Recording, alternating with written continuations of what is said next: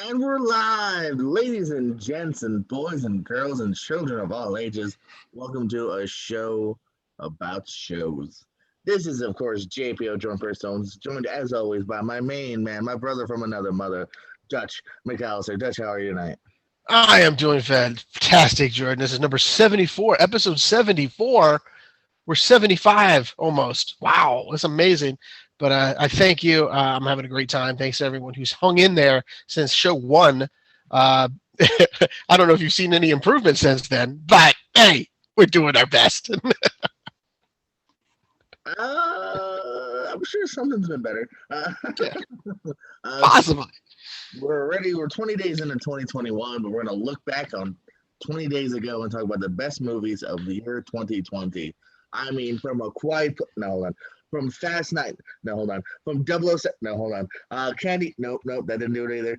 What about the Movies came out. Black Widow? Did that come out yet? Oh, No. but some things did come out. We got 10 of them. Maybe some honorable mentions. We'll talk about them here tonight. We'll talk some TV shows, some news and notes, some jibble, some jabble. And we do got a couple of new movie reviews for us as well here tonight. Dutch, you want to kick it off? Yes. The first movie we're going to talk about, I actually saw this one. You can watch it as well over on HBO Max. Unfortunately, they don't have the Japanese dub version, but Oh, you have to make do with what you got. Make hay when the sun shines.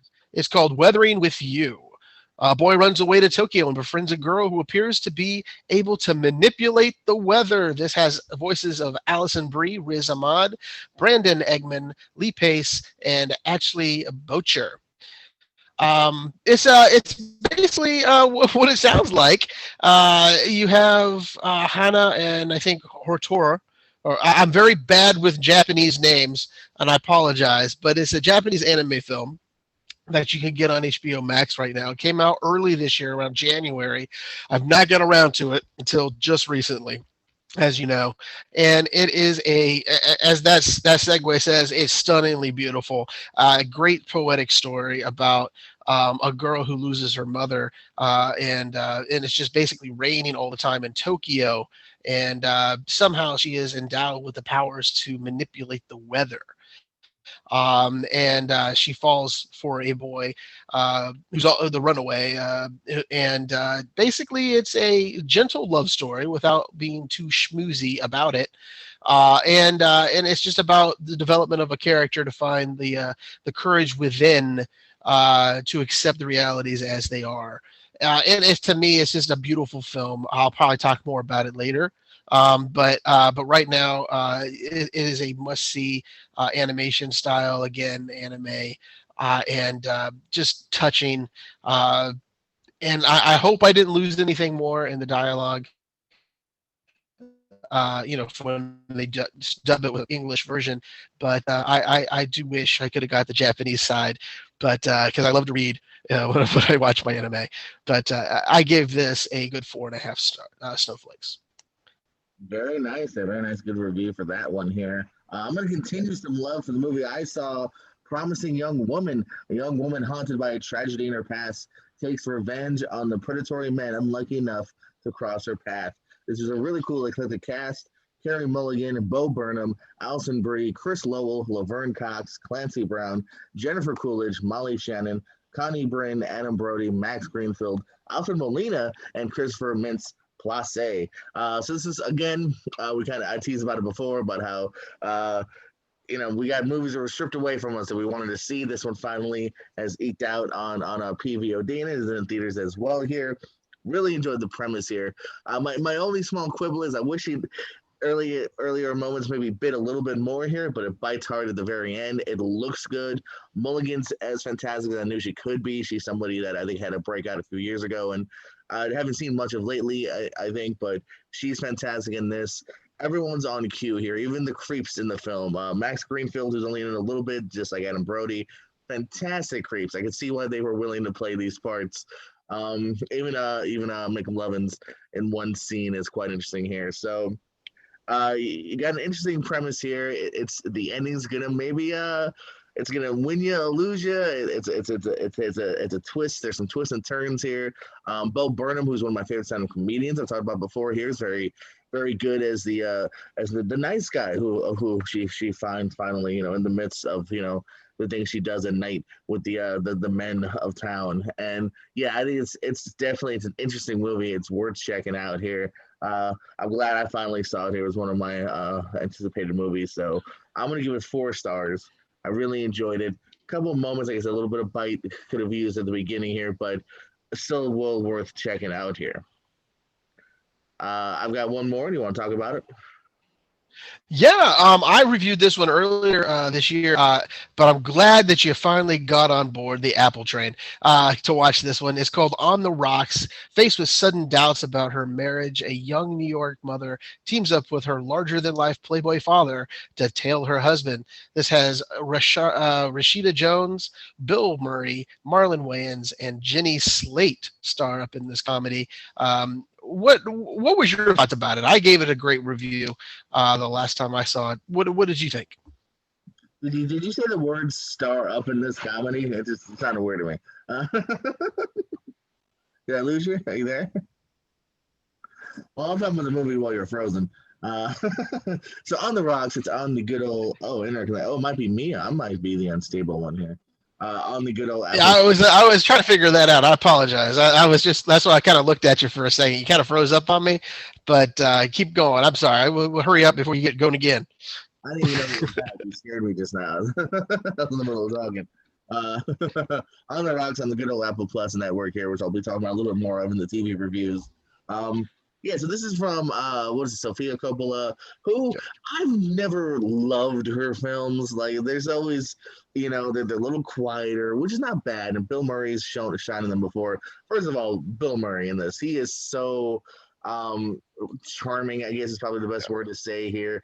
Even though he's had some missteps, you still kind of want him as your father or maybe uncle, maybe, because there's some heartbreak there in the past of him and Rashida. Marlon Wayans, I've always loved a subdued Marlon Wayans when he's not being little man or white chicks. You see it in Requiem for a Dream, a couple other things here and there here. And while he's not the focus point of this, he does great as well for what he's given here. Jenny Slate is really funny every time she pops up. Someone just at school who's talking about her life. I almost kind of want I say let's get a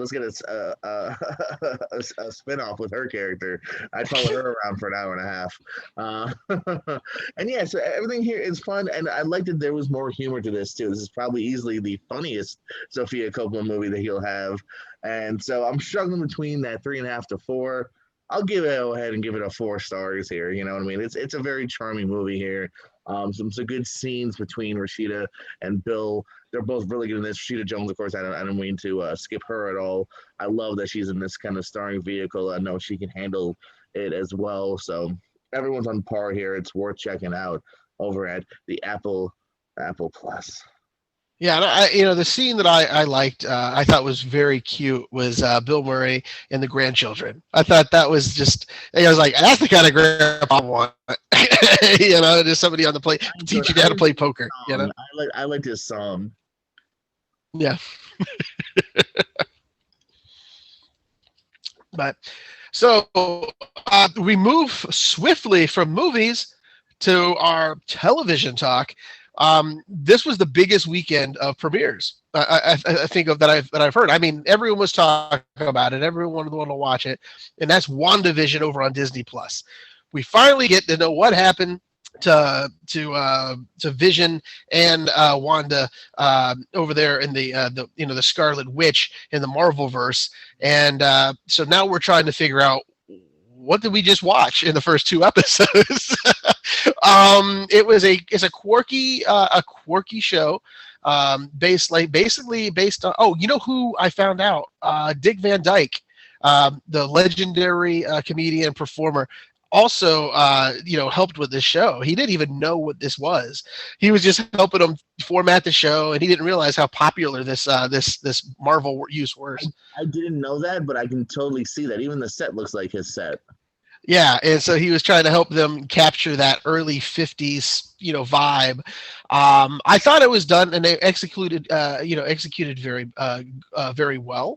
It makes me want to see what's going to happen next. You have the sword, and you have a few other things going on with the shield. That are kind of cloak and dagger type stuff at the end of each episode. You see a little bit, they reveal a little bit more of stuff. So there's so much right now to unpack from just the two episodes. We can't really fully go in depth with those, but I thought it has a lot of promise. What do you think? Yes, WandaVision. It's interesting, man. I like the fact that there's no action in this. If you're looking for a jam-packed action Marvel show, this is not for you. Uh, and that's kind of the goodwill they built up because I'm willing to go off on a side here and see this kind of weird story. And so far, the best way of explaining it to people is it's a mystery comedy. Yeah. So far, you see in the trailer that it does look like maybe we're going to jump another decade. It looks like we're going to look into the 60s and 70s as well, maybe here. So it's going to continue to grow. It's entertaining. If I didn't love these characters, I don't know if I would have liked it as much because it's not. The first episode is straight up a 50s sitcom, like Yeah. literally verbatim with the whole dinner scene. And the next one, he's drunk, but because his mechanics are messed up, it's verbatim kind of so far a PG 50 sitcom to a large degree here. But it's entertaining. These two are great. I'm on a Paul Bettany high right now. I just watched a GQ interview. I love that Uncle Frank movie. Yeah. So, I love seeing more of these two here. Yeah, well, you say we find out what's up. We don't find out what's up. We're more confused than ever as to what's up with Vision and Wanda. But I'm in. It's something I'll definitely continue to check out. I don't know about every week. Maybe I'll try to give it a couple weeks if I can wait. So I can see more than just 30 minutes at a time. But yeah, I'm in so far, man. It's intriguing. It's different. I'm down. Yeah, I just like I said, they've built up a little goodwill, so I can suffer a little bit with their creativity of how they're presenting this to me. They just got to move it along, kids, move it along, so I get more interested each week. The next one I have on our list is Prodigal Son, the season 2, over at Fox. You have Martin Sheen, Michael Sheen. I'm sorry. I was correct myself. As the serial killer, and because of course you're just giving us the names, Halston Sage, and the cast is back with Lou Diamond Phillips as well. And to me, it picks up right where it left off after she murders. Halston's character murders. The bad guy that we think is the bad guy. So, but he also has some powerful friends that we have not yet met. So we're probably going to meet a little bit further down the line. Right now, they're dealing with the real race issues with some of the characters. The African American being a cop, being mistaken as a thug because he's undercover, and he's telling him he's a cop, and somebody tries to choke him out and stuff. And so they're really dealing with stuff that could happen in real life right now, along with their serial killer thing going on in the background. So they're trying to make a point and evidence of what's going on in the world today. And I found this season so far. It's only a couple episodes in. I'm enjoying it pretty much like I did the first season. So I'm hoping that it doesn't drag, and I'm glad Lou Diamond Phillips is back as well, back into the fold. Yeah, I don't mind some Lou Diamond Phillips. Ever seen the movie Bats? Yes, I saw. That's a long Jesus. That's a long old movie, man. I haven't seen that for years. He was also in Aquaman, which I was hoping. I liked him in the TV series Aquaman, the pilot. If you ever get a chance to watch that. The movie. I'm like, what the fuck are you playing the movie? No. He was just like a cop in the Aquaman series, and I was like, good for you, Lou Diamond. Good for you. Is that the same kid that's now on This Is Us? Was he Aquaman? Yes, absolutely. Yeah, he was also Green Arrow. If you want to go a little further back in the Smallville area, so he was also all over. Was it North or West? I can't remember. Ollie West, I believe. But yeah. So there you go. You want to take over the next two because you sir deserve it because you finally broke the apple of my eye. You're now the apple of my eye, my friend. I wonder what that means. So as you saw with On the Rocks, I threw in some Apple Plus. Wanted to just watch some different stuff here, and enough had built up. I was like, all right, I'll get the money. Money's worth out of my free trial, or if I stick around for a month. So Ted Lasso, this guy right here. I'll be honest. This was this your number one? This was my number one series of 2020 because it was well worth it. That's what put me over the hump here was that you made this your number one and you also really enjoyed On the Rocks. So I was like, all right, let me do the dive. Let me see what it's got. I'd say I'm about, I think maybe 6 or 7 in. I'm enjoying it so far here. I've always loved Jason Sudeikis from SNL. And anytime he's a guest star on 30 Rock, or he's the lead of a movie, Horrible Bosses. He's so charming, and he is definitely the heart and soul of this. I love a story that's just about a relatively good dude who there's when things get to him, man. Everyone's calling him a wanker and flipping him off, and he like have a good day, and I love the stuff, the slow build we have here of the other characters with Juno Temple, the one that runs the team, the lady that runs the team here. Yeah. Did you notice in episode 1, I was like, oh, it's Anthony Stewart Head as the shitty ex-husband. I can't wait for him to show up, and he finally shows up. Yeah. Giles from Buffy.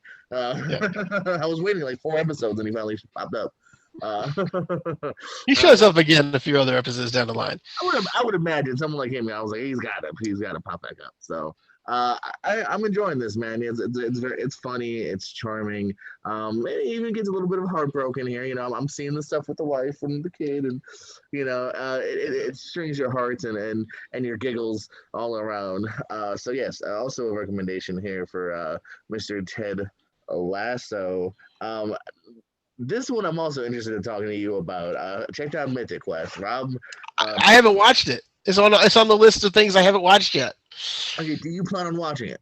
I want to look at it. I just haven't had a chance. Like I said, I do plan on watching it. It's like I've decided I had I'm watching another series which we'll talk about later next week because I haven't even gotten up to the actual season we're on. But it's like a war game. It's like World of Warcraft or something like that, right?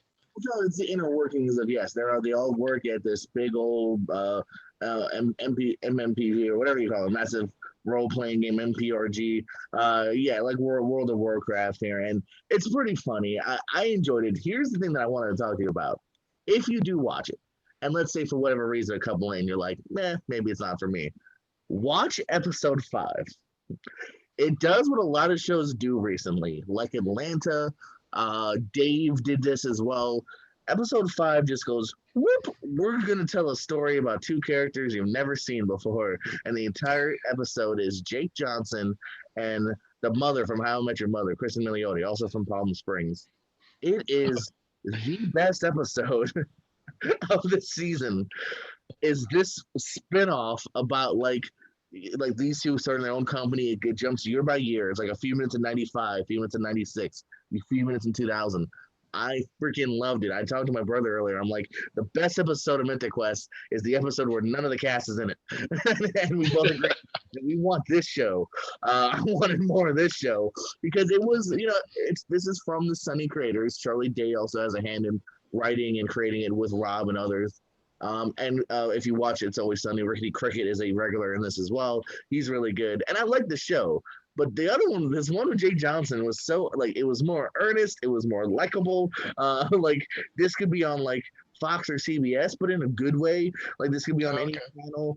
I don't know. I was really charmed by this one-off that I wanted more of than the other characters I've been watching. And again, I like this show. It's watchable. It's not my favorite. Definitely a bigger recommendation to Ted Lasso, but still check it out and give it a shot. And I'm telling you, almost as a rom-com fan, just as a character actor fan, watch episode 5. You don't need to watch anything else. Watch episode 5. No, I like I said, this is on the list, man. It's just right now. I promised my cousin that I would start watching. I don't know if you ever heard of the show, and I don't really want to talk about it because I haven't really watched it all, and I'm still kind of my mind's boggled by it still. I'm on season 2 right now of the Expanse. I've heard of it. Yeah, it's a good series. It's just I can't really talk because it's old, but it's also I'm trying to catch up to this time. I think we're in season 5 right now, and that's out right now to watch. So once I get up to season 5, I'll discuss the show a little bit more. But so that's what I'm in the middle of watching. So I'm trying to so every night's a new night of television in my house. we're always creators of our own schedule, and so it's kind of hard to put a new show in until I'm finished with another I show. understand, man. I understand. I'm just gadgeting along to these myself.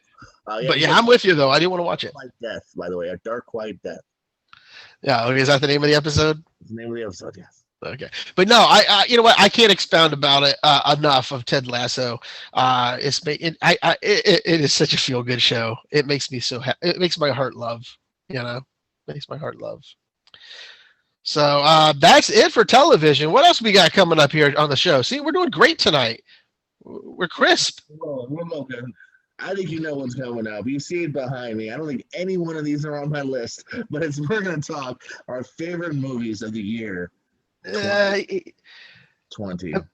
Yeah, I think there's maybe one on your list on my list that I see behind you.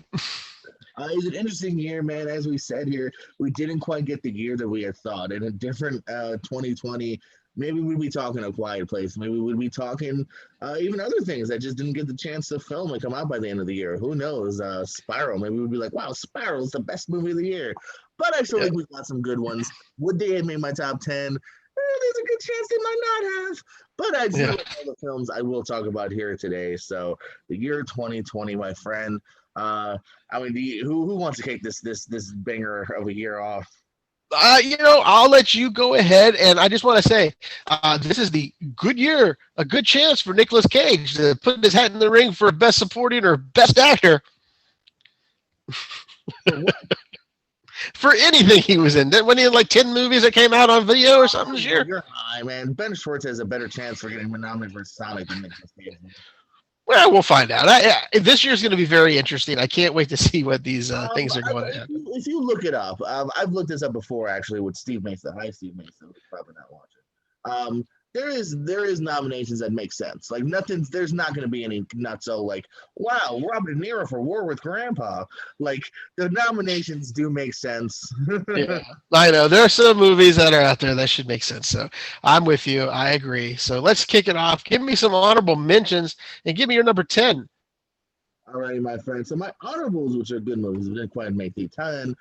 Onward, Freaky, The Gentleman, Uncle Frank, and Standing Up, Falling Down. Those were my honorables of the day. My number 10 here to kick off the 2020 list, Spontaneous, that I saw a few months ago. I own it, I believe, on Amazon Prime here. From the writer, and I believe he directed this one, of Love and Monsters. And you can see that when you watch these two. And I found that fact out after watching. I saw this, I believe, after Love and Monsters. You can see that he has that kind of teen wit, but what's more underneath going on here. And again, as I said in my full review, a few months back, this movie, it leaves you with like your fist in the air, like just I love how it left off. It's an interesting tale, by the way. If you don't know the tale of it is, they're in high school and they're spontaneously combusting. They're dying, and it does hit you hard, man. There's even a moment in this where I kind of wanted to turn it off because it had worked. It had hit me. So I love the leads in this. Guy, the Langford from 13 Reasons Why. I want to say Charlie Plummer here. There's some great quieter moments with the parents that are quite good here. And yeah, I really dug this. Spontaneous pops into my number 10. Well, I had to almost put that on my list. It made the honorable mentions though. So you see, that's how close these lists are this year. Number 10, my ones that I have as honorable mentions, I have Spontaneous, The Half of It, End of Sentence, and I used to go here, and Soul. I think those are my honorable mentions. And my number 10, The Photograph, with who was in that? Oh, was it? I just went blank. Is with Issa Rae and Lakeith Sheffield, and did I mess that up? Lakeith, right? No, you messed up the last name, Stanfield. Oh shit! I'm sorry. But sorry, Lakeith. I love you as an actor, and I can't wait to watch you in the next movie you're coming out with this year.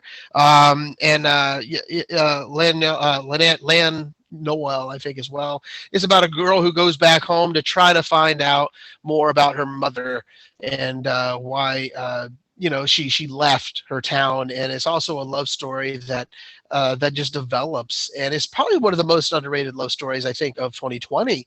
And the chemistry between those two, Lakeith and Isa or Isa? I'm bad with the first name of her, but Issa, it is just unbelievably off the chain. You could just feel the chemistry, the palatability of just the steaminess about them on the stage, on the screen. And you and I watched this in the theater. This is like a February release, I believe, or January release. But it was that's my number 10, The Photograph. Very nice, man. No argument for here. I think it was in like 10 or 15 for a while, and especially in that first half. I dug this movie as well, so good showing some love there.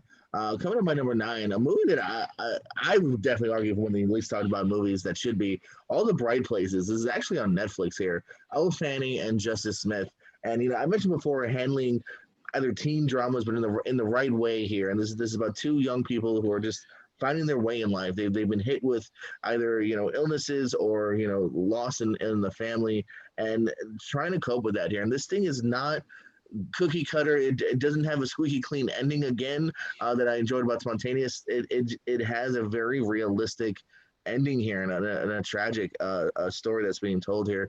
I really like it. It's a movie that I think I mentioned before when I reviewed it.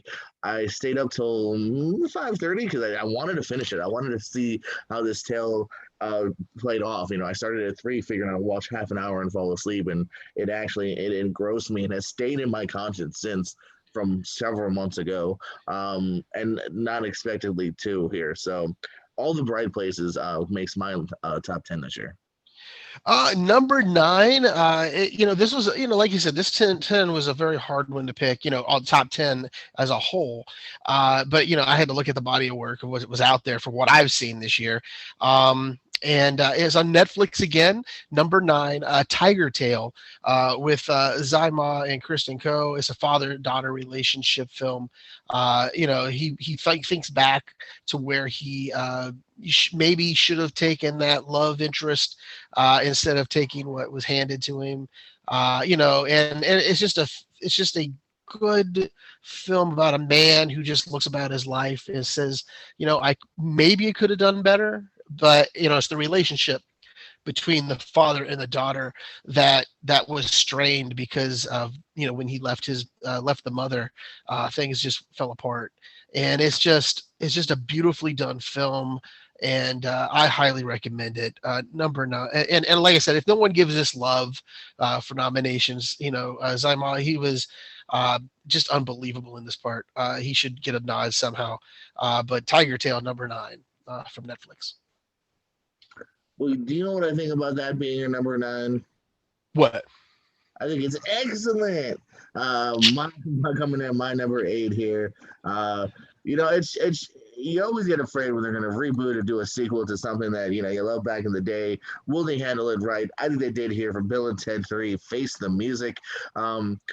It's a charming film between them, the kids. I love the robot they introduced here. Just everything about this. It was one of those films that it also might have came out at the right time here, August. That's when the depression started to set in, because that's when the reality was setting in of how the year was going to be. And this came out, and it just kept a smile on my face from beginning to end here. Overall positive message, which I always enjoy in a movie, man. Like, as much as my first 2 films might have had some sad endings, this has, or my last one had a sad ending, this one has it's a very bright, good message here, and that's why it comes to my number 8, Bill and Ted. Excellent. Yeah, that would have been in my top 20 easy. Like I said, it kept falling backwards to some other things, but I do enjoy it. I watched it again, probably, I'd say a couple weeks ago. I watched it again, just to put it on.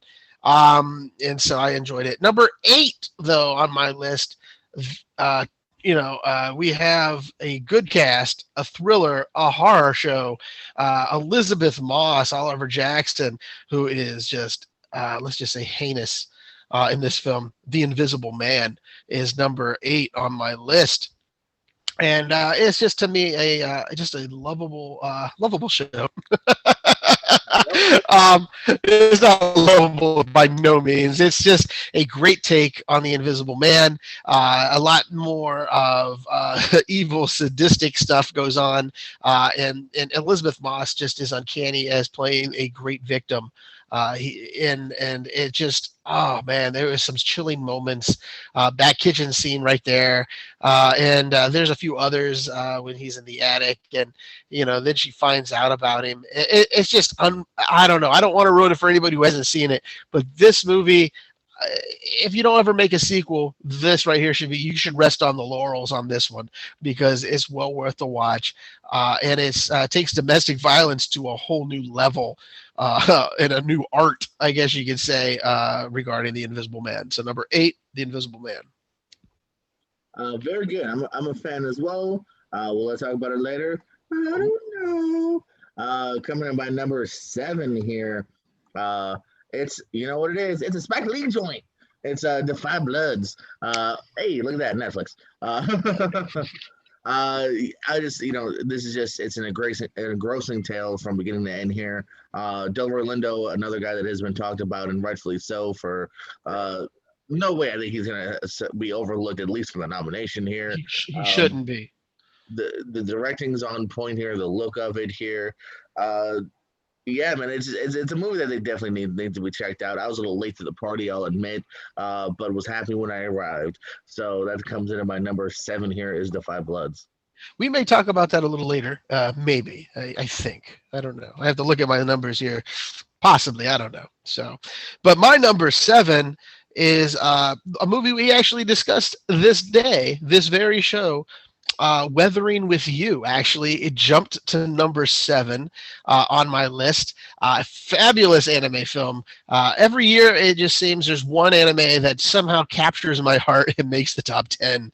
And I am not ashamed to put this at number 10 or number 7. Listen to the review above and then come back if you want. I'm not going to go any further. It's just a very well put together animated film. So Weathering with You is well worth the watch. Very nice. Maybe I might have to check it out. I didn't know it was going to be so high on there.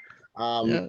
My next one coming up here. Hey, we've been showing some love to Amazon. Oh, wait, no, Amazon. I meant Netflix. Yeah. Now let's show some love. Still not to Amazon. Sorry, Amazon. Let's show it to Hulu. Palm Springs here. I love me some Andy Samberg all day, every day. And I even mentioned Kristen Milioti. Can I interrupt you? This is your number 6. Yes. Well, we're going to continue talking about this. Both of us. We're just going to keep going because this is my number 6 too. There we go. Look at that. I wasn't sure if we were going to meet up on any of these, but we did. We got one meetup at least. Yes. Yeah. I apologize. Continue on, man. I will jump in. Show some love here. So something we agree on. Samberg, Milioti, who I mentioned, was also super charming. My favorite episode of Mythic Quest. They take a tired concept, which Netflix has tried to do in their own right and has worked to nth degrees, and find a new spin on it here. And it is absolutely funny, charming. I love what they did with it here. It has a bit of more of a bite like Groundhog's Day at some points in time, which I enjoyed here. I don't know if it's still 100% on Rotten Tomatoes, but I'm sure it's still pretty high. I really like this movie. A ton. I would love to see. I don't know if I do want to see more of it because I was greedy because I was like, oh, this thing could have been longer, and I probably would have enjoyed it just as much. But yeah, that comes into my number 6. And hey, what's your number 6? My number 6 is same, and I'm going to say let's just don't forget J.K. Simmons in this as well as the man who hunts down Mr. Samberg. I got to tell you, his character I loved. Just his, because he's a great character actor, as we all know. But he also showed a little heart, about it, and his regrets of not being able to live another day. He, with his family, even though they're kind of messed up, as he knows. And he's just, he kind of wishes, he never did what he did during the film. And you're right, Samberg and what was her name again? Help me out. Kristen Milioti, maybe. Milioti, they had some great chemistry on screen. To me, that's what made the film, those two together. And again, like you say, they took a premise and that's kind of been outdone and overwashed on a lot of places, and they refreshed it and renewed it and put some more vigor in it, and it was well worth the watch. So watch it over at Hulu. Get it up. Number 6 was Palm Springs. It's nice that we communicate here, man. We got two of them. We got one movie on our top 10 so far that we match. It's awesome. I like it. We got at least 2, no, 3 so far that we are on, and then one exact spot too. Coming in my number 5 though. Hey, you're not going to agree with me here because I don't think you still haven't seen it. It's The King of Sand Island, Judd Apatow's new film from this year. Pete Davidson, semi-autobiographical, which he's done in the past and stuff like Amy Poehler. I just love this here, man. You see some of the friends here that are here. To their friendship here, and Bill Burr, man, from this to Mandalorian to other things, he's becoming one of my favorite character actors here. Who knew? Him and guys like Jim Gaffigan and whatnot, man. These stand-up comedians, Bill Burnham. Can be really interesting actors as well here. So this thing, I mentioned Palm Springs. If I was a little greedy, I'd make it longer. This thing could be a little too long now, some have said, but I was engrossed in the world here. I don't mind when I'm with these characters, when I'm laughing, when I'm being heartfelt as well. Steve Buscemi's got a really good part in here as well. So I really enjoyed this. I still say you still got to check this out. It's The King of Sand Island, King Dutch. I will look at it. It is on HBO Max, so it is out there. So it is accessible for me to watch at any time in my leisures. My number 5, you had this down, I believe, at your number 7, Da 5 Bloods. I believe, was it number 7 or 6 that you had that at? I can't remember, but 7. So Da 5 Bloods comes in at my number 5. Oh my God, you're right. Delroy Lindo, Isaiah Whitlock, and even Chadwick Boseman, who wasn't in it all the way. Even his screen presence again is like anything that Chadwick Boseman's ever been in. God rest his soul. Is very, he has the, he's one of those talents that we will always miss because he always brought something to the part, even as very limited as he was in this film. Just in flashbacks, he's just, he brings something. Jean Reno, we finally get to see him as the bad guy he's always been. But yeah, I just thought it was good. And you know where I stand on Spike Lee films. I don't like them, but this one he sold me on, and I've locked, stocked, and I bought him. I bought this film for it, because he just did good. Good job, Mr. Spike Lee. And I hope you get some recognition, maybe an award. It all depends. So number 5, Da 5 Bloods. Very good here. My number 4, you mentioned it, but you mentioned it in your honorables. It's cracking. My number 4 is Soul, one of the 2 Christmas treats we had this year between this and Wonder Woman. I believe I saw this one second. I know my niece really enjoyed it as well. Both my nieces enjoyed it. My youngest nieces. Again, I just, I don't want to sound punny, but this had a lot of soul in it. It really did, about just, of life and what you conquer. But, it's the people and whatnot. And it still has the laughs here. Great voice cast, Jamie Foxx, Tina Fey here, a lot of side guys as well. Richard Ayoade. I had to mention Richard Ayoade just for Dexter Peckett. So I really was charmed by this. Again, maybe I was just on the high of Christmas, and the spirit of it just warms the cockles of my black soul. So number 4 for me, Soul. My number 4, you probably have it on your list a little higher. I'm going to guess. I'm not, because we don't know what our lists are because we don't compare. But it is the Way Back, not the way back, but The Way Back with Ben Affleck. Also a good movie, just for the record. Yes, it is. I love that film, and it's very underrated. Greg Kinnear is in that one, I believe. No, is it? No, it's not Greg Kinnear. Who was in? Sam Rockwell. Yeah, okay. I thought David Kinnear. Remarkable Steve Carell. Yeah, Steve Carell. I don't know why I think Greg Kinnear was in there. He looked kind of familiar in there, so maybe he's in there somewhere. I don't know. But anyway, The Way Back is what I'm thinking of. And again, this is with Ben Affleck in a breakthrough performance. Early, I think it was February. This movie came out, and I think it's going to hold on. It should hold on to be recognized for his part in this very sobering. There's no pun intended. Role in which he plays an alcoholic coach and put upon to go and coach his old Catholic basketball team to become a just trying to help him, basically is what the priest did, is just trying to help him out. And there's a lot of we find out why he's on this path of self-destruction, and it's like, as you said earlier, I'm going to quote you probably almost wrong, but I'm going to come close. The best sports movie you've seen ever, because they didn't focus on the sports. They focused on the characters, which they should always do, and not just use that basketball as a crutch. And it was great development of all of the characters. And I think, like I said, he could be a nominee as well. He could join Del Lindo up there with me. Rory Lindo. Well, I said Lindo, right? So we just you did like a mixing, like Del Lindo. Yeah, Del Lindo. I cut the parts off that I don't want. But yeah, so Ben Aff can be a part of him as well. Affleck. Yeah. Oh, Affleck? Oh, there's other parts of it. But yeah, number 4, The Way Back makes my list at number 4. Good stuff here, man. I don't know. We might start repeating each other here, because I'm going to repeat now from you. My number 3 here, The Invisible Man. Not since the not was the Emoji Movie, wrong movie. Not since the Lego Movie have I been like, oh, The Invisible Man. All right, whatever.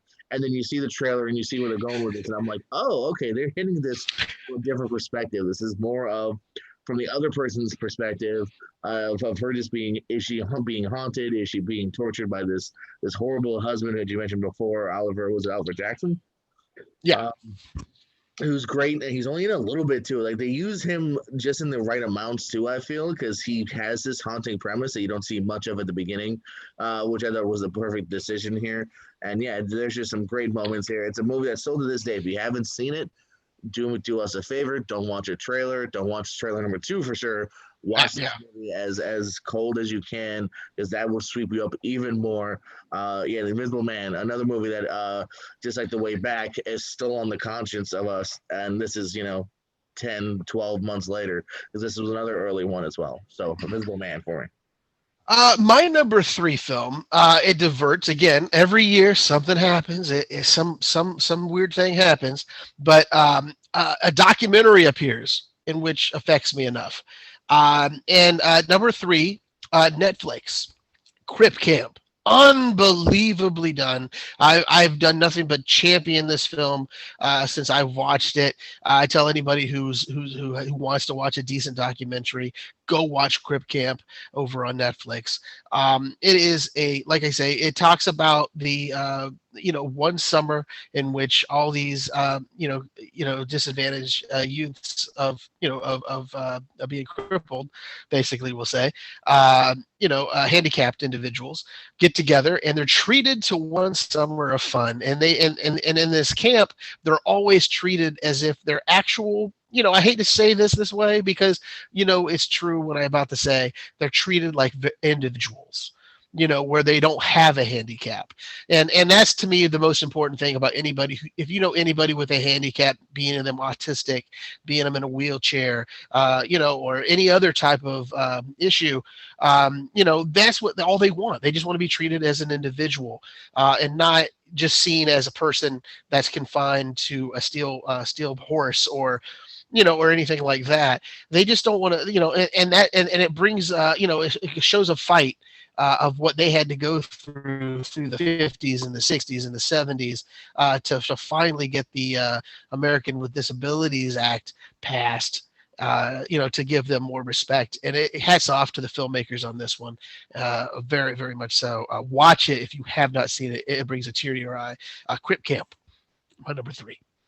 Which evidently, if you even if you don't have Netflix, I don't know if you just noticed, the entire movie's for free on YouTube on the Netflix channel. Oh, So is it? Okay. you have no excuse not to see it. I probably won't see it, but you at home have no excuse not to see it. It's on YouTube as well. Coming in at my number two, Dutch spoiled it a little bit because he knew it would be high on my list. Ben Affleck, Baffleck, Baffer, whatever he called him, the way back here. Like you said it before, man. There's chunks where they enter the arena for the sports game, and then it cuts to the next scene. This is not about the sports game. I have a friend of mine, Trey, who makes fun of me because he says it just looks like Coach Carter. I'm like, no, there's so much more to this. This is about a man's journey of trying to just get himself back, getting the way back to just living and being normal after being hit with tragedies in his life here. And Affleck, like a sporting game, man, there's those scenes where is he gonna pick up that beer? Is he gonna fall off the wagon? And you're on the edge of your seat like it is a sports game, like they are. Is he gonna get that winning touch point? I'm a big sports fan. Touch point, you can tell. Uh, you're on the edge of your seat rooting for him, but obviously in this different human way here. I absolutely loved it back then. I love it now. The way back, and now let's go back to you. Yes, thank you. We're back at my number two slot on the old countdown. I don't know if you have it or not. Have you froze on me? Have you frozen? No, you haven't. I had Okay, I can not. I see. just kept his face. Okay, you keep that face. It makes me hot and bothered. Anyway, my number two. We're gonna give love to Amazon, my friend. Amazon, yes, Amazon put a film on that's at number two on my list, and that is The Vast of Night. It is a unbelievable sci-fi film in the way sci-fi should be done.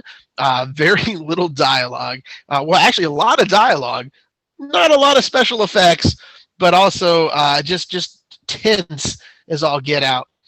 It's about a small town in which there is a some sound and some looks and some things are happening at this little radio station and there's a caller that's just cryptic and gives you goose pimples and then they go running and they try to these two teenagers try to find what's going on in this town during this episode and no one else is oblivious because they're all at the big game. They're all watching Coach Carter down at the other end of town, and doing his little coaching deal.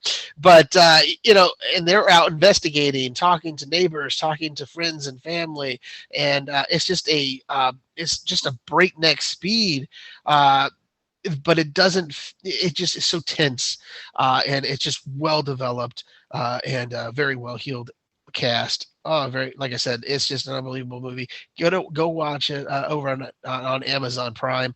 The Vast of Night. It's probably one of the best sci-fi movies I've seen in a long time. Very good, man. It's been something I've thought about for a while here. If it's your number one, I probably will get to it now sooner or later here because I've heard good things about it as well. We're here now, the nitty gritty coming into you, and my number one.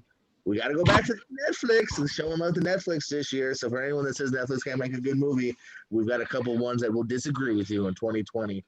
Trial of the Chicago 7. Aaron Sorkin. Hey, this Aaron Sorkin kid knows how to write. I don't know if anyone's picked up on that, but I've heard about that. Yeah, he also knows how to direct now too, and he definitely as well knows how to put together a great cast. Sacha Baron Cohen, Borat, so freaking good in this, and then everyone else. It's not a surprise from Mark Rylance, Joseph Gordon-Levitt, Yahya Abdul-Mateen II, my man who never gets enough love, John Carroll Lynch. Absolutely love Jeremy Strong in this. I'm sure I can keep going. When Michael Keane's not in it much, but when he's in it, he's owning the screen. This thing is it's an engrossing tale. If you don't know much of the tale, which I hadn't before, I'd seen little clips of it before. It's a very famous case. It's based on a true story here. Oh, I forgot Eddie Redmayne. Hi, Eddie Redmayne, who's actually the lead. It's if you don't know the story, I think even if you know it or not, here you will get engrossed in this. It's told in a very interesting way. It's been a play before, but this is outside of just the play parts. He definitely makes this a theatrical on Netflix, but he makes it a big focus feature here. This doesn't feel like it's just simply just monologues and plays here. He shoots and goes in and out of the time frame, which works well here. I loved it. Obviously, I loved it. It's my number one. Trial, Chicago 7. Now, Dutch, what rom com's your favorite movie of the year? The Kissing Booth 2. No, I'm playing with you. You just wanted me to grab one. I grabbed one out of my hat. No, I did enjoy it though this year. Part 3 is coming out this year, so everyone's settle up. But no, my number one. That is not my number one. My number one is the personal history of David Copperfield. Dave Patel knocks it out the park. You knew it was just coming. It blew me away, and just everybody in it, from Tilda Swinton to Hugh Laurie, just their performance is unbelievable, and Benedict Hong as well. I just find everything about this movie just fascinating. The way it was written, the way it was directed, the way that it was shot. I mean, it. I don't know. I just get, like I said, Dave Patel is just such an underrated actor, and I want more for him.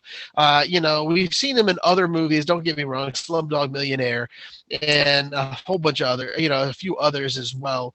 But I just like the fact that all of a sudden Hollywood has discovered him. He's got a movie coming out this year. That we talked about, one of my anticipated films, The Green Knight.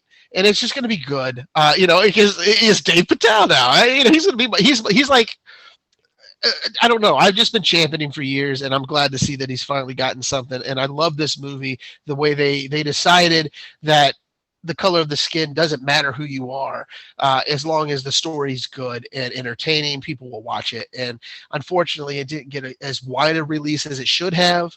But I'm hoping come award time, some people do recognize, the work that this cast put in. Because I just didn't like the fact that Tilda Swinton hates donkeys in this movie. She hates donkeys. Get those donkeys off my lawn! And she starts hitting the people. Get them off! It's just the funniest part, to watch. But you're like, what's wrong with donkeys? I love donkeys. There's my donkey in the background. But yeah, number one, the personal history of David Copperfield. Now, you haven't seen Trial of Chicago 7, right? I have not. It is, like I said, it's on those lists. And like I said, there's another one that I'm watching right now that'll probably push me to push a lot of these over. But I had to make a list. Me and you need to make a deal. I say by the end of the month, or within a month, I need to watch Copperfield. You got to watch this Trial, Chicago 7, and then we'll talk about them here. Yeah, we'll do that. And like I said though, we had to put together these. There's another film that I probably would have had on this because I'm enjoying it so far, but I haven't finished it. And unfortunately, it did come out in 2020, very limited release before the plague hit us. And but yes, by next show too, I'm going to start my 2021 reviews. We already got a couple that have eked out. There is one I'm going to talk to you off screen about, because I thought it was about something totally different, and so I thought, I'm not watching that to save my life. And then I saw the preview for it today, and I said, I'm in. So we'll talk about that after the show's over. Yes, people, we do talk to each other after the show's over. As long as he's 100 feet away. Yeah, that's why we're zooming lately. He can't keep his hands off me. So anyway, Jordan, let's go over your top 10. What do you got for me? Top 10 movie of the year 2020 for JPO. Number 10, Spontaneous. Number 9, All the Bright Places. Number 8, Bill and Ted Face the Music. 7, The Five Bloods. 6, Palm Springs. 5, King of Staten Island. 4, Soul. 3, The Invisible Man. 2, The Way Back. And number 1, Trial of the Chicago 7. Dutch, what are your top 10 of 2020? Well, Dutch McAllister comes in with the top 10 of number 10, The Photograph. Number 9, Tiger Tail. Number 8, Invisible Man. Number 7, Weathering with You. Number 6, Palm Springs. Number 5, The Five Bloods. Number 4, The Way Back. Number 3, Crip Camp. Number 2, The Vast of Night. And number 1, The Personal History of David Copperfield. So those are my 2020 films. I'm glad. You know what? It's not a diverse amount, really. We didn't overlap a lot. We had some that were on the list, but, I thought it was a pretty good all in all 2020 for us. We were kind of handicapped from it, but. Those that made the top 10, I don't know, man, but I am fans. I'm fans of all of those movies that did came out here. And there are several others here as well, maybe even a couple that we haven't seen yet. But it was still an interesting year here in movies. You know what we got to do next week, right, my friend?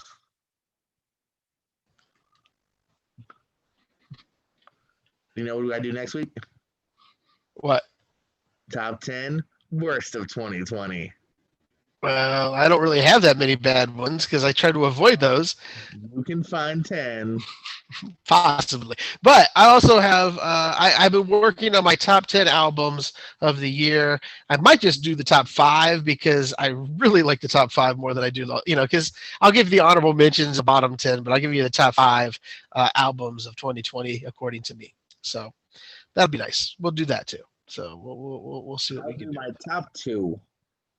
Your top 2, Blink 18012. We didn't make an album this year. Quit saying that. Eminem. I don't think I heard his album this year. Yeah, he had 2, I think, come out. Side B or something came out or something like that. No, I'm not saying he didn't make Or one. the- I didn't hear it.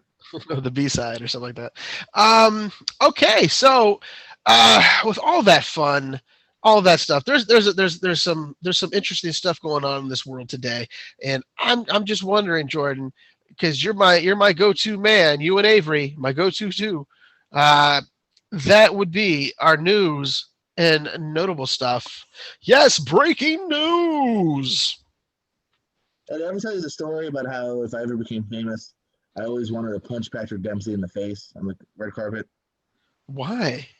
That's Well, the point. I don't have a reason. I just want to do it, and then for the rest of my life, never explain why. Like even interviews in my 80s, I was like, "So please tell us finally why Dempsey." I just go, "He knows." It's like why would I want to my goal is to dance on Carrot Top's grave. Not sure, but there's a goal. Chairman of the Board's a pretty funny movie. What movie? Oh, Chairman. No. You just stop that right now. Hollywood learned by their mistakes.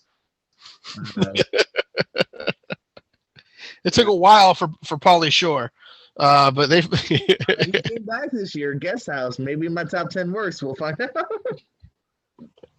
That'll be very interesting on that. Like I said, I haven't watched any really, really terrible films. I haven't watched a lot of Zack Snyder films lately, so I don't know if they're going to be that bad. So, so what do we have? Don't even dare. So anyway, what are we? What brand news do you have for us this evening, sir? Because no one cares about Chairman of the Board. Nor do I, nor Carrot Top, or anyone like them. No one cares for Carrot Top, even his own mother. So let's please move on down the line. It's pretty bad that you have it on cue. You have this queued up already. I'm. All right, so Patrick Dempsey. There's a reason I mentioned Patrick Dempsey. He is said he will be in the Enchanted sequel, Disenchanted, for Disney Plus. He will return. Peyton Lee, have you heard of this? Has been casted in the female reboot of Doogie Howser. You're an older guy. You like Doogie Howser, right? Yes. So is Neil Patrick Harris going to show up? Probably not. I don't know. He was the original Doogie Howser. I know. This is where he came from. He's a young doctor. I remember the premise of the show. TNT's Animal Kingdom is renewed for season 6, which will also be its final season. Speaking of final seasons, Issa Rae's HBO show Insecure is going to premiere with its 5th and final season. Black Mask, not Ewan McGregor, will be premiering in Batwoman season 2. They will introduce Black Mask. It's true. I was just talking to my friend the other day about all these horror reboots, Scream, Halloween. I said, when are we going to get a Know What You Did Last Summer reboot? Little did I know, they were already on it. They got a TV show. It's a TV show. TV show over at Amazon for the I Know What You Did Last Summer. They've been casting some youngsters for that. So I'm in it. That actually just sounds like a decent series, too. I could see how you could drag that out a little bit longer than just an hour movie. Kevin Hart has inked a first look film deal with Netflix. So Netflix going to have dibs on good old Kevin Hart. Speaking of Kevin, but this time Feige, he has revealed that Deadpool 3 is set in the MCU and confirms the fucking R rating. So good on Deadpool and Marvel for not keeping that from us. Absolutely. Someone you won't see returning, at least not yet, Alan Tudyk, who a lot of people really liked in Rogue One as K2SO, has said he will not be in the Andor series over at Disney Plus, at least not right away. So if you're looking for more K2SO with Alan Tudyk, you better hope season 2 gets picked up. And then finally, my last piece of notes, and then you can take it away if you got anything, my friend. Babalu. Javier Bardem and Nicole Kidman are in talks for Aaron Sorkin's Being the Ricardos. Oh, man. I love Lucy, and she loves me. We're as happy as two can be. I'm looking forward to that if that effort comes to fruition. I don't know about Kidman. Maybe. A lot of people are upset about the Kidman thought process. They wanted Deborah Messing. I was I was about to say, you know who played a good Lucy? Deborah Messing from Will and Grace. I watched that episode. Vitamin and Benjamin. Do you poop out at parties? Are you unpopular? I'm old school when it comes to Lucy and Dick Van Dyke. That's why I knew exactly what you're talking about with Dick Van Dyke, and I love me some Lucy too. Probably the last person in my age bracket to say that.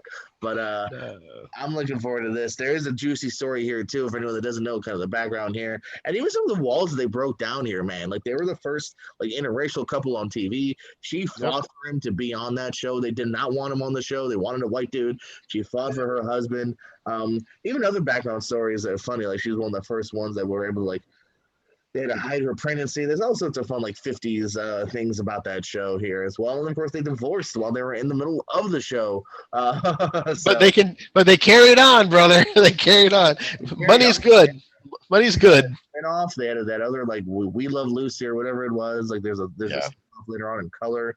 So I think it's got potential. Anything you got, Dutch?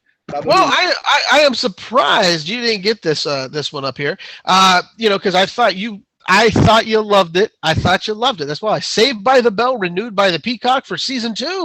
Oh, I didn't hear. I haven't seen it, so I don't know. I haven't either, but I think your brother loves it. So good news for him. Good news for us. If you're on Disney Plus like us, the Muppet Show, they're bringing that back. So yay, they're trying to figure something out to do with the Muppets. Paramount Plus will launch March 4th. In the U.S. and in Latin America. Again, another direct-to-consumer thing. So hopefully people are thinking, well, they might just convert the Paramount Plus, the CBS Access. They just might flip the switch and make that happen. But no one's really confirmed any of those rumors. Also, let me see if there's anything else.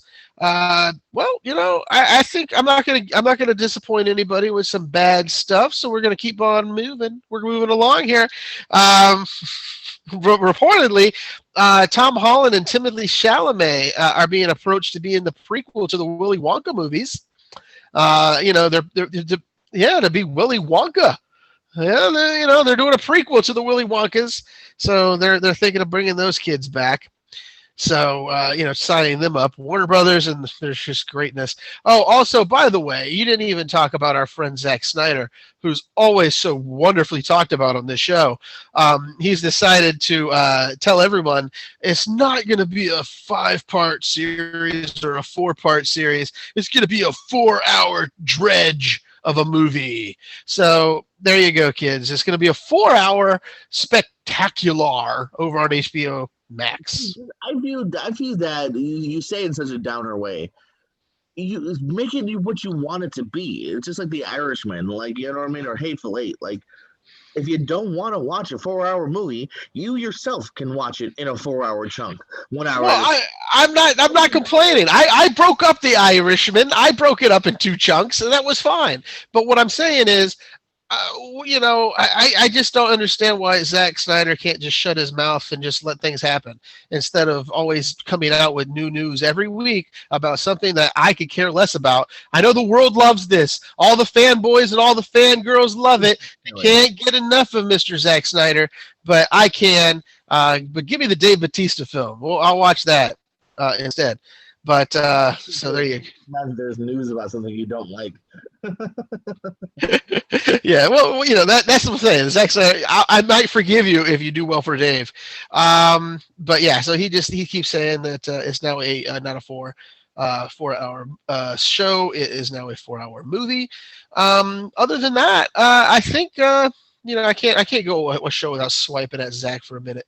So, but there you go. That was my other news and notable stuff. And I don't see there's anything else that's out there other than we'll talk about it next week when there's more juice to talk about for what we got to talk about. So I can't wait to see what happens. So that's my news. But I love it. Thank you. I had a good show this week. I thought we did pretty well until I went off the Snyder train. I'm just going to make a new background that says, "Welcome to the Snyder moment." What's done? I don't know if you want to save this or if you want to do this now. You want to talk some Oscar predictions? I don't know. I have to see. God, there's. No, I'm telling you. We want me to tell you what people are thinking? Yeah. Let's talk about let's do that this week. Why not? We'll tack this on. For Best Picture, people are talking about Nomadland with Frances McDormand, Trial of Chicago 7, Minari, Mank, which neither one of us has talked about yet, and One Night in Miami. Oh, The Father. I forgot there's more than 5. The Father with Anthony Hopkins, which I've heard good things about. Ma Rainey's Black Bottom, Judas and the Black Messiah, News of the World, and Promising Young Woman, with outliers of Sound of Metal, The Five Bloods, and On the Rocks, too, is talked about as a potential there. I don't know. I do want to watch One Night in Miami. Regina King's, I think, directorial debut. That's actually over there on Amazon Prime. I've been looking at that. It's on my watch list, so I will get to it probably this week.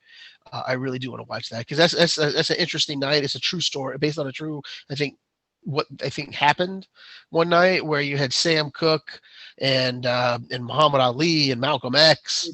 True, but also no one knows, so it's also. Well, that's what I'm saying. But they're also saying the Sam Cooke song "A Change Is Coming" was based on that night. He wrote it that night based on the events that took place. And if you haven't heard that song, it's a great little Sam Cooke song. And I believe even President Barack Obama, played that when he when he won his election in the Chicago Central Park. Mama said knock you out when they win the election. No. I would love to hear LL Cool J one time played. That'd be funny. Best Director, we have Chloe Zhao for Nomadland, Aaron Sorkin, Trial of Chicago 7, Lee Isaac Chung for Minari. This feels like I'm just repeating the Best Picture. David Fincher for Mank, and Regina King for One Night in Miami. Outliers or possibilities. All these are possibilities, but Florian Zeller for The Father, George Wolfe for Ma Rainey's Black Bottom, Shaka King for Judas and the Black Messiah. I don't know. If you're going to go with anybody on that, again, Regina King is the hot talk right now. So, to me, debut, and is it flashy enough? You know what I mean? That feels like a very focused piece as well. Well, that's what I'm saying. It sounds like it's got a lot of strong acting, a lot of strong set points. So sometimes the actors will win you that directorial, nod, at least to be nodded, maybe to win. Speaking of actors, for acting, we have Chadwick Boseman, Ma Rainey's Black Bottom, absolutely deserved. Anthony Hopkins, The Father, Delroy Lindo for The Five Bloods, absolutely. Stephen Yeun for Minari, and Riz Ahmed for Sound of Metal. That's something I think we should check out too on Amazon Prime. Yes. Yeah. I've heard good about The Sound of Metal, so that kind of bodes well. It's over at Prime.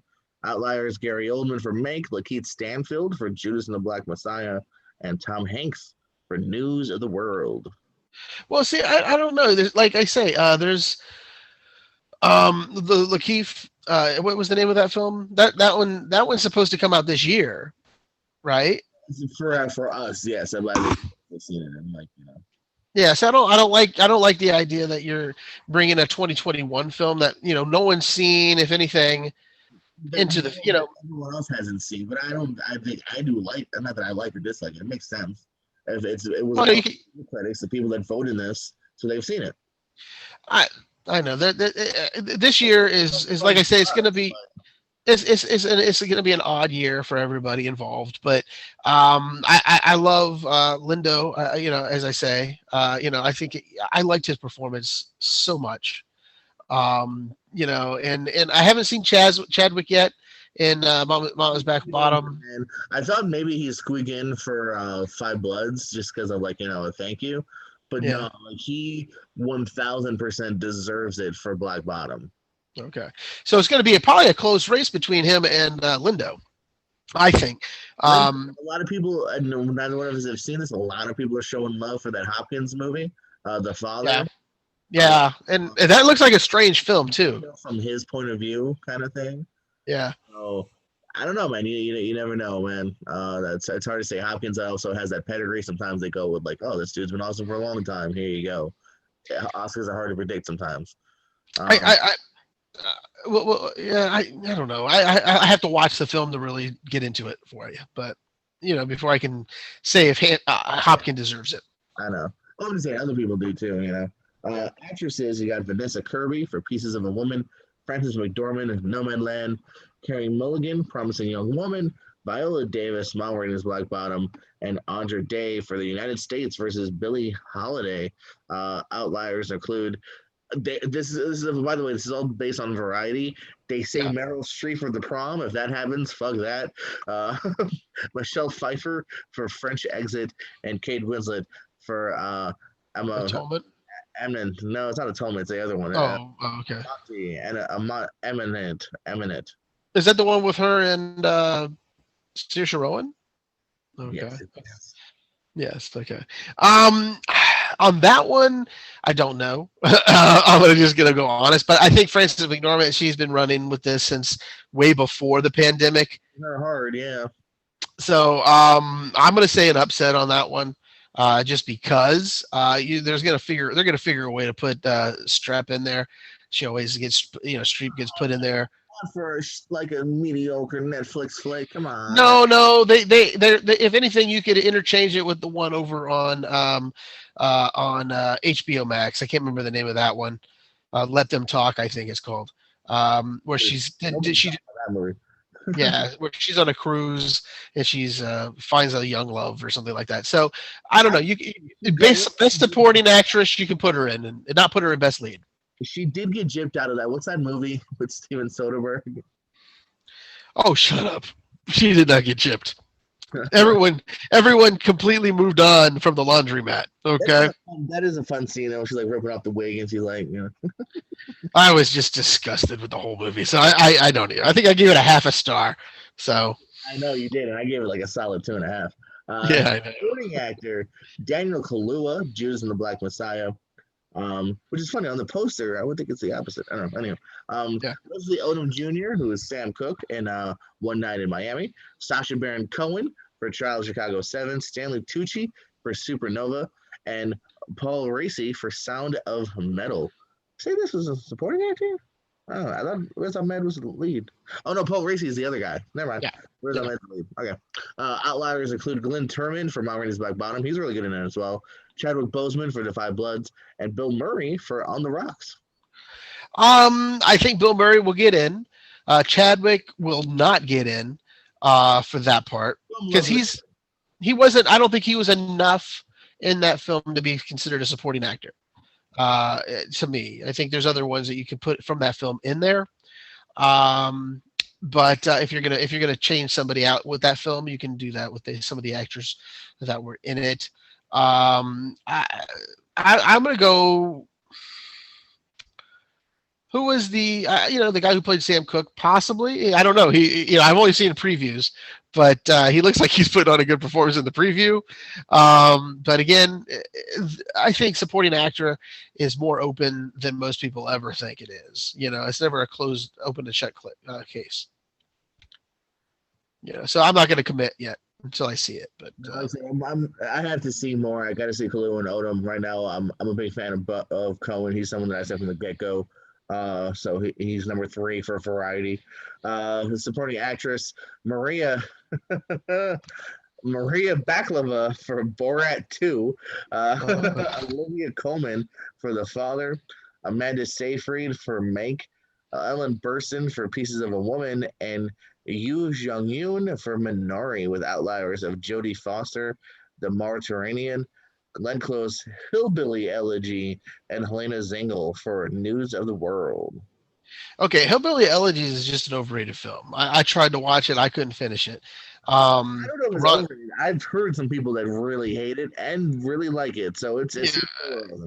well, I'm just saying it's not one of Ron Howard's best, films that he's put out. I could suffer through 30 minutes before I had to turn it off, and I don't like to turn movies off. I will sit through. This could be one of my top 10 worst films. I'm already spoiling it. One of my top tens. Do I have to finish the film to put it up in there? Ah, shit, I gotta watch the rest of it, I guess. But so Glenn Close, you're off the board.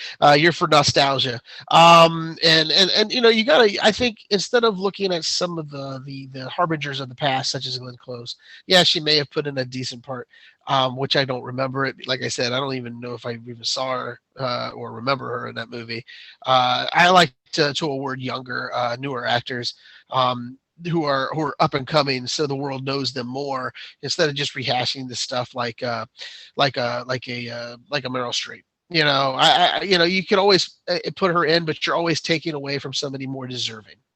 So I think the only reason why you put those names in is just name recognition alone.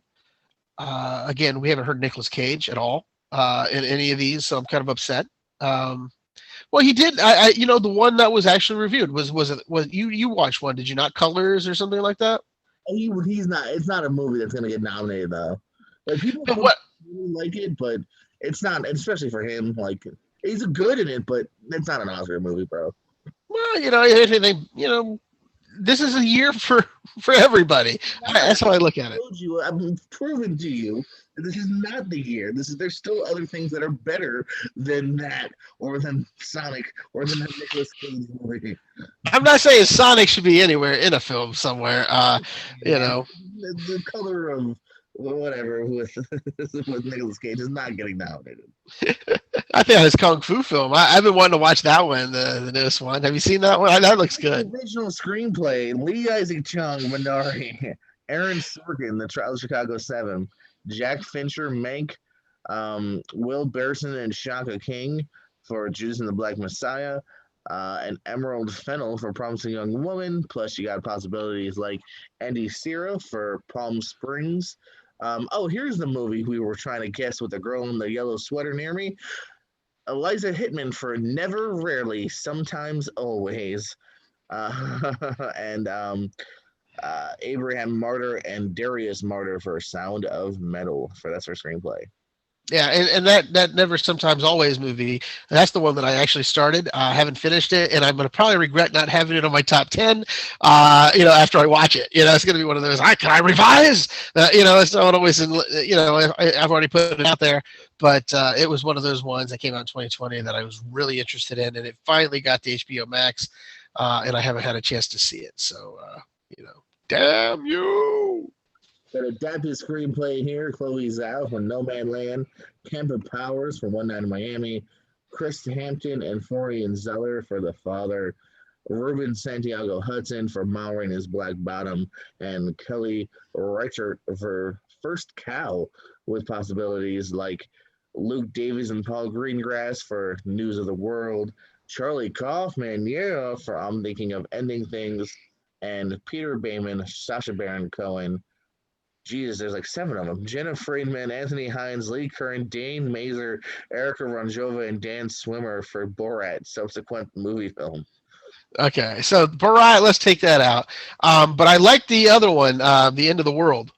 I like that one. I would like to. Screenplay-wise, yeah, I always give him props. I think that right there should be looked at more.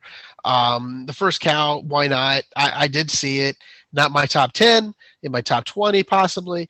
But yeah, it's just one of those type of films that has the artistic merit, if you want to call it that, and that I think moviegoers like. When I say moviegoers, the Academy viewers.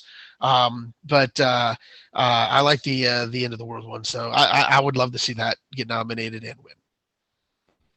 Last up here for me, because I'm not going to do all the No, let's not do costumes. Let's no skipping that. I'm gonna go with animated here for the last one. We have Wolfwalkers, Soul, Over the Moon, Onward, and Earwig and the Witch, with possibilities of Demon Slayer, Trolls World Tour, and the Croods: A New Age. Okay, you have the option to watch the Wolfwalkers. Watch that. Then you can say you've seen it. I'm just saying though for the animated possibilities because I've seen most of those. I haven't seen the Hedwig because that hasn't come out yet, or that I can find. But I can't wait to watch that one because it did look interesting. What was the other one that was a possibility on the main drag, not the offshoots? What? You had Soul, Onward, Wolfwalker, the Headwidge or whatever it was called, Wolfwalker, Soul, Over the Moon. Over the Moon. Earwig. I don't know that one. I'm gonna have to look that one up and figure that out. But but I've seen which is hilarious. I've seen most of the animated films that you just said, so it's kind of fun to find out where I've been watching more of. I guess for what we can grab, the animated is more handily available, it seems, than most of these other films. Well, if you're interested, Over the Moon's on Netflix. Oh, I actually saw the other day. Okay. I will watch it. I will take a gander at it. So there you go. I remember the show about this because I also saw that trailer. I forgot I saw it, but I was like, well, I'll move on, and then, those type of things. Now there's being an Oscar talk, possibly I'll watch it. But like I said, it seems I watch a lot more animated stuff anymore than I do real, like I said, these films haven't been out there for us to see in great availability without having to spend a ton of money to watch them. And that's one thing. And it'll be interesting to see how this shakes out. So there you go. That's a nice little pre-Oscar talk. We don't ever get to do that often. Thank you for bringing that in. And I like I said, I can't wait to see the One Night in Miami movie. So what is that? Oh, is that out? That's out already, right? That's out already. I was gonna watch it this week, but then I started watching The Expanse, and I got very well hooked into that sci-fi series. I've been trying to pull myself away, but I can't. So anyway, I guess that'll be it, right? I think that we're done. We've capped it off. Yes, sir. Everyone's happy. I think the viewers are. And our good friend Zack Snyder, thank you for doing what you do. But yeah, so on behalf of myself, and there's The Expanse. It was a sci-fi show that was rescued by Amazon. It's amazing. Yeah. And so I think there's one more season after this, and then they're going to be doing, what's that one called? The Lord of the Rings show. Because this is going to be no more budget for it. Because Lord of the Rings is $1 billion show. Is Thomas Jane still in the show? Thomas Jane, I do not know how far he's in it. He's in so far the second season, and there's only I did look. There's 57 episodes, so I don't know where he gets lost along the way. His character is pretty fun to watch. He plays he's a belter, as they call him. He lives on the asteroid belts. He's never seen sun. He's never seen real rain.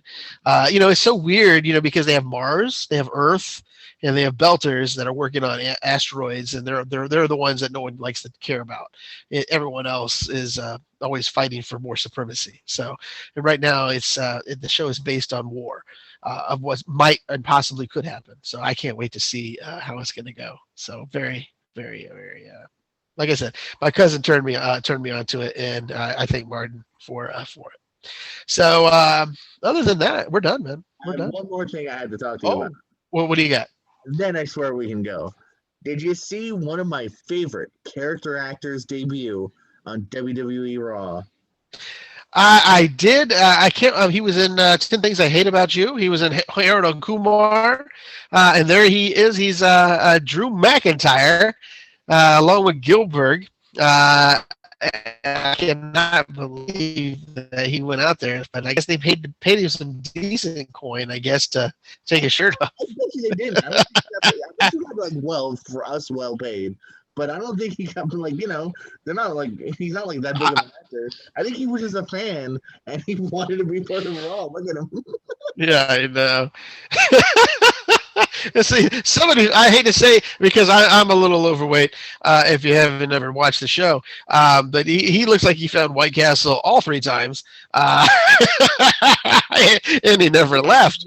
He's built up a little bit. If you've known him from, well, you mentioned 10 Things I Hate About You, Bernard from the Santa Claus movies. Yes. He was also the lead in Numbers, that was on CBS for several years. Serenity, he's been in so many things. David Krumholtz is the man. I've loved David Krumholtz ever since he was Bernard. My AOL instant message away message had something to do with David Krumholtz. I don't know why. It just did back in the day. So I just thought it was funny. I called out right away too. I was like, no way, was that David Krumholtz for some reason? And I thought it was funny too. Just, I don't know if you noticed at the end of that clip there. Yeah. They censor his butt crack on YouTube. What is okay, YouTube? You'll throw anything else out there, but you'll censor a man's butt crack. That's a shame. That's a shame. Well, guys, another show for Dutch, JPO, and Krumholtz's butt crack. Anything else you got to say? No, I'm good, man. I thought we were wrapping it up, but you wanted to bring in Drew McIntyre as doppelganger. I just wanted to talk about the come on the show. It's a good shout out, man. He should come on the show. Yeah, you're right. All right, Dutch. As always, it's been a pleasure. Always, brother. Always. And everyone, still be safe. If the vaccine is in your area and you want to get vaccinated and you're old enough, right now, I think it's 65 and older in our community. But if you're 65 and listen to this show, good for you. You probably have the same disdain as I do for Zack Snyder. So, but thank you. Get off my lawn and so there you go. The was too loud and noisy without enough character development. Good night.